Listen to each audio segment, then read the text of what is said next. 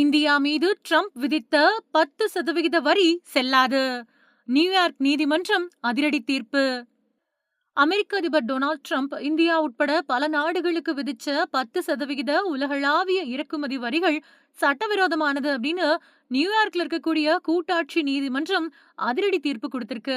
ஏற்கனவே உச்ச நீதிமன்றத்துல பின்னடைவு சந்திச்ச நிலையில இப்போ மறுபடியும் ஒரு பெரிய சட்ட போராட்டத்தை தோல்வியோட ட்ரம்ப் நிர்வாகம் எதிர்கொண்டிருக்கு. சிறு வணிக நிறுவனங்கள் தொடர்ந்த வழக்க விசாரிச்ச சர்வதேச வர்த்தக நீதிமன்றத்தோட 3 நீதிபதிகள் கொண்ட குழு 2-1 அப்படிங்கிற பெரும்பான்மை அடிப்படையில இந்த வரிகள் செல்லாது அப்படின்னு அறிவிச்சது. 1974வது வருஷத்தோட வர்த்தக சட்டத்தின் கீழ் காங்கிரஸால வழங்கப்பட்ட அதிகாரத்தை ட்ரம்ப் தவறா பயன்படுத்தினதா நீதிமன்றம் சுட்டிக்காட்டியிருக்கு. முன்னாடியே அமெரிக்காவோட வர்த்தக பற்றாக்குறைய தேசிய அவசர நிலை அப்படின்னு அறிவிச்சு போன வருஷம் ட்ரம்ப் விதிச்ச வரிகளை உச்சநீதிமன்றம் ரத்து பண்ணியிருக்கு. அதுக்கு மாற்றா கொண்டு வரப்பட்ட இந்த புதிய 10% வரிகளும் இப்போ சட்டத்துக்கு புறம்பானது அப்படின்னு நீதிமன்றத்தால முத்திரையிடப்பட்டிருக்கு.